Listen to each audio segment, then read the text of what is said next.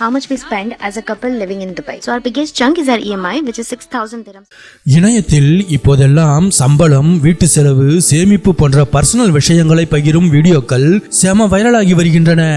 அடுத்த வீட்டுக்காரர் எவ்வளவு சம்பாதிக்கிறார், எப்படி வாழ்கிறார் என்ற ஆர்வம் நமக்கு எப்போதுமே கொஞ்சம் தூக்கலாதானே இருக்கும். அதிலும் குறிப்பாக பெருநகரங்களில் வாழ இந்த காசு போதுமா, நிம்மதியான வாழ்க்கை வாழ எவ்வளவு செலவாகும் என்ற விவாதங்கள் இதனால் எழுகின்றன. சமீபத்தில் துபாயில் வசிக்கும் இந்திய தம்பதி ஒன்று தங்களின் மாத செலவுகளை பட்டியலிட்டு வெளியிட்ட வீடியோ இணையத்தை உலுக்கியுள்ளது. துபாயில் ஒரு நடுத்தர வர்க்க வாழ்க்கையை நிம்மதியாக வாழ மாதத்திற்கு 13,000 முதல் 14,000 AED, அதாவது நம்ம ஊர் காசுக்கு சுமார் 3.3 லட்சம் முதல் 3.6 லட்சம் வரை தேவைப்படுவதாக அவர்கள் கூறியுள்ளனர்.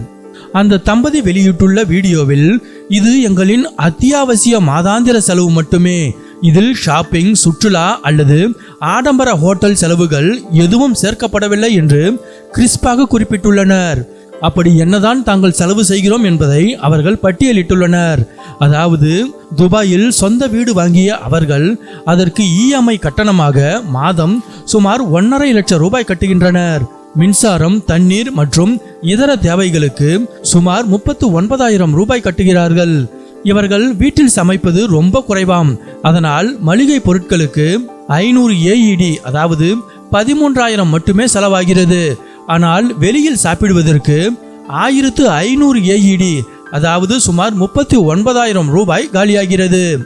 கணவர் தனது காரின் பெட்ரோல், பார்க்கிங் மற்றும் சுங்க கட்டணம் என மாதத்திற்கு 44,000 ரூபாய் செலவிடுகிறார். மனைவி வேலைக்காக துபாயில் இருந்து அபுதாபிக்கு வாரத்தில் சில நாட்கள் பயணிக்க வேண்டியிருப்பதால் அவருக்கு சுமார் 44,000 முதல் 51,000 வரை செலவாகிறது.